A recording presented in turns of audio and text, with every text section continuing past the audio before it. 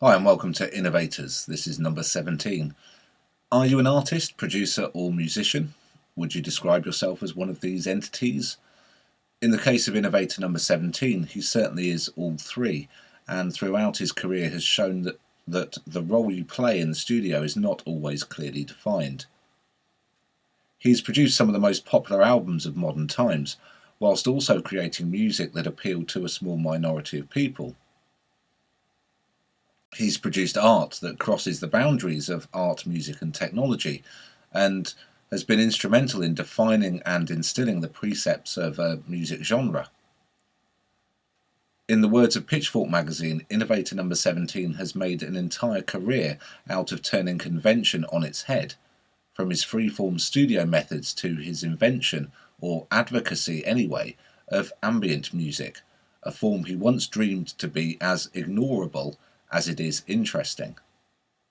Innovator number 17's influence covers a wide ground from many forms of music from pop and glam through to ambient and no wave, whilst his art challenges preconceptions about systems of working, collaboration and the role of the artist in creating the art. It's a name most people aware of popular culture know. However, I'd like to introduce Innovator number 17, Brian Eno. As stated by Lester Bangs in Mainline's Blood Feasts and Bad Taste, a Lester Bangs reader, he says, Brian Eno, one of the emergent giants of contemporary music, can be a truly confounding figure. Everything about him is a contradiction. He's a serious composer who also doesn't know how to read music.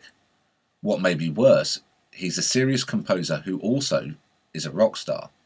But what kind of rock star is it that doesn't have a band and never tours? Also enjoying the feat of being allowed by his various record companies, mostly Island, to put out an average of 2 albums a year since 1973, when none of them has sold more than 50,000 copies.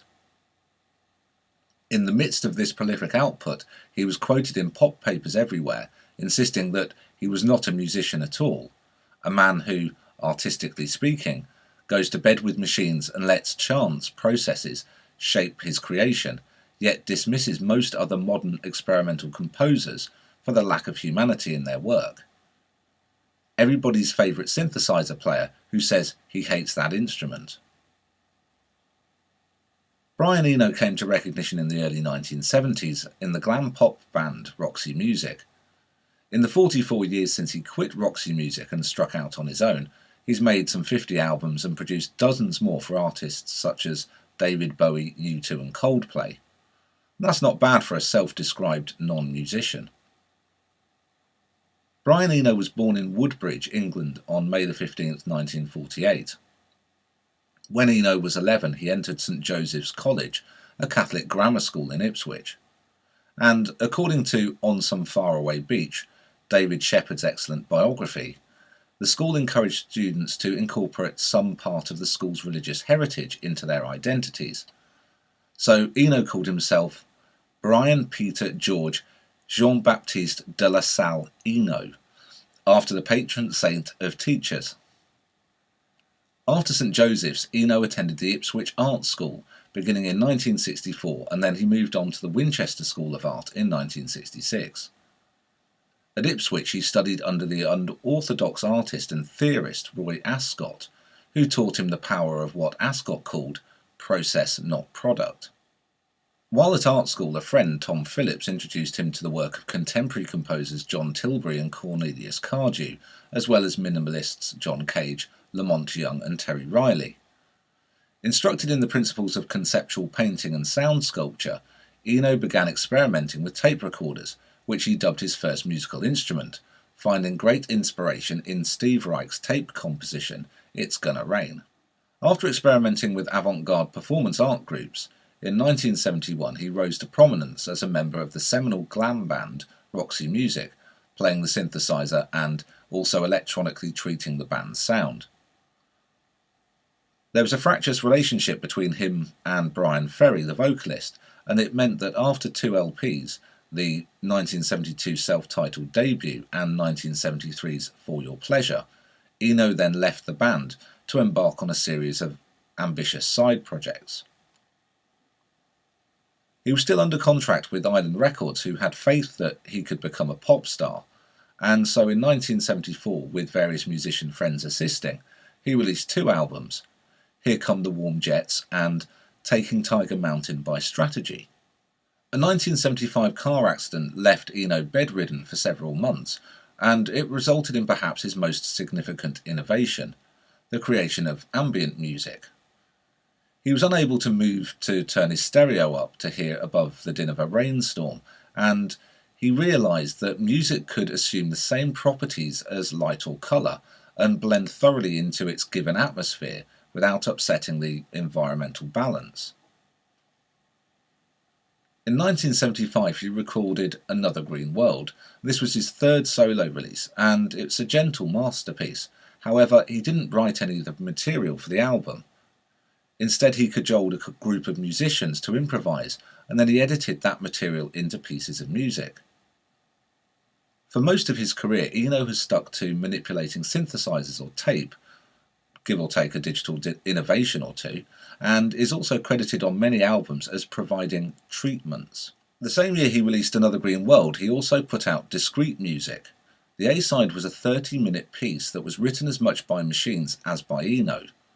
In the liner notes, Eno wrote, "If there is any score for the piece, it must be the operational diagram of the particular apparatus I used for its production.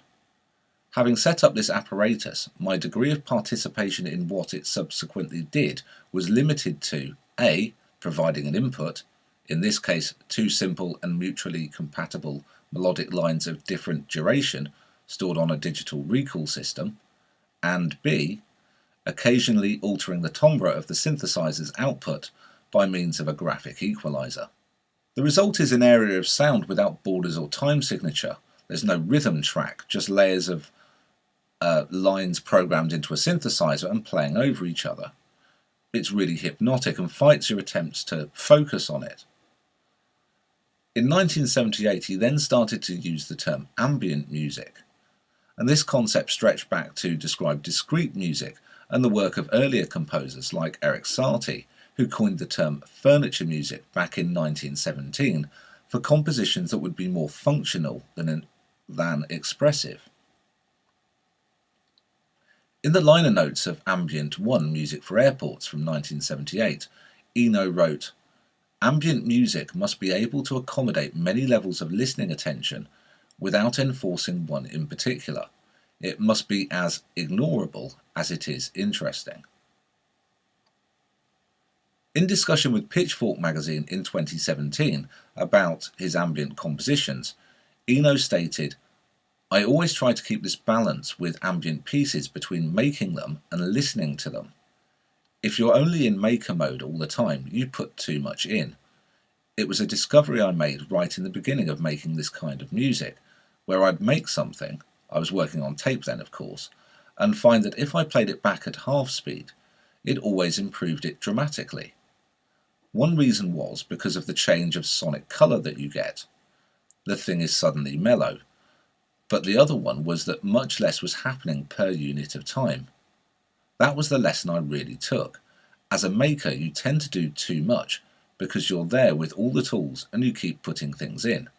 As a listener, you're happy with quite a lot less." Like many contemporary composers before him, like John Cage, in parallel to his musical explorations into ambient and other music, Eno also pursued his interests in other forms of art, and began combining aspects together, primarily exploring systems for creation of art. These systems were devised for different projects and explored the relationship between the art created and how it was created. For example, Eno's first solo outing, Another Green World, used musicians as a system to create initial forms of ideas to be then manipulated by Eno into the finished product. Other systems were created for other music projects too, such as the Oblique Strategies cards with Peter Schmidt.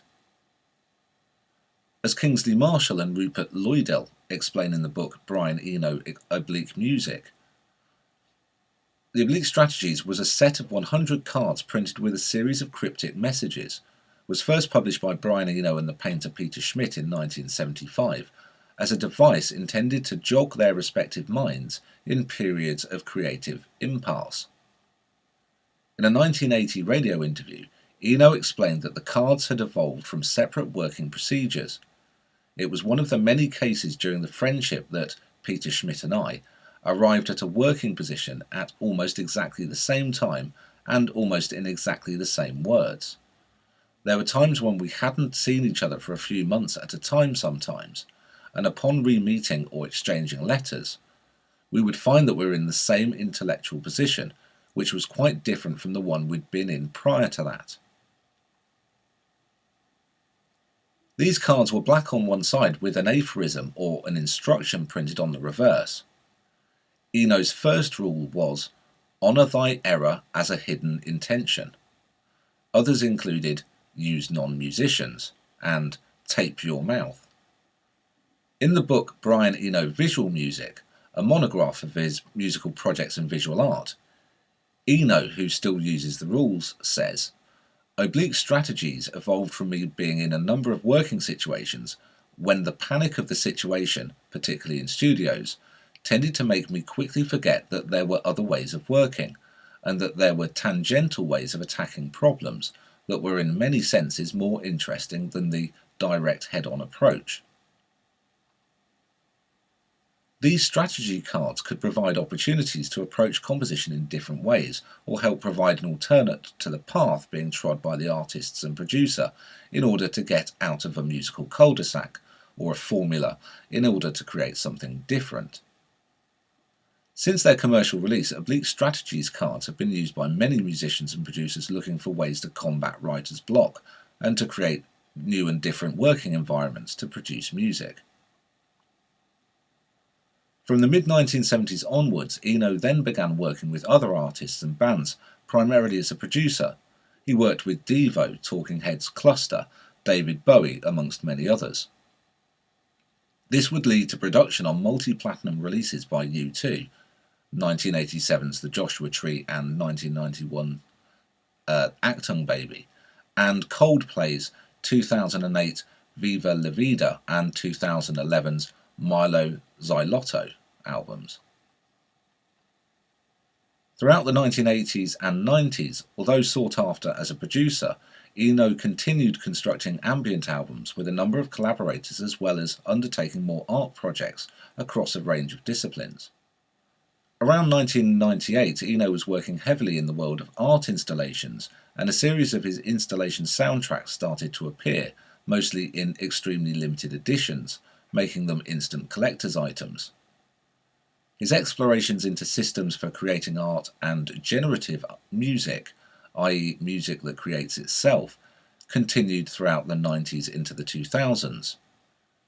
With mobile technology akin to having the power of a handheld computer, since 2008, Brian Eno and musician software designer Peter Schilvers have explored generative music by way of making and creating iOS apps.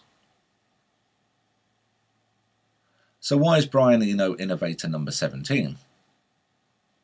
As argued by Sasha Frere-Jones in The New Yorker in 2014, the genius of Eno is in removing the idea of genius.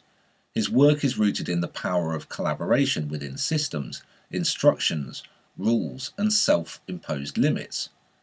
His methods are a rebuke to the assumption that a project can be powered by one person's intent, or that intent is even worth worrying about. To this end, Eno has come up with words like "scenius," which describe the power generated by a group of artists who gather in one place at one time. Genius is individual, scenius is communal, Eno told The Guardian in 2010.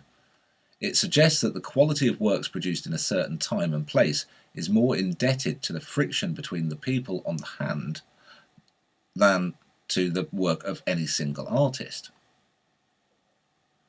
As presented by Paul Schultzer in The Wire magazine in September 1995, variously labelled over his career either as a dilettante pseudo-intellectual meddler in other people's work or as a visionary artist and superhuman facilitator, Brian Eno eludes capture by remaining steps ahead of the men with the labels.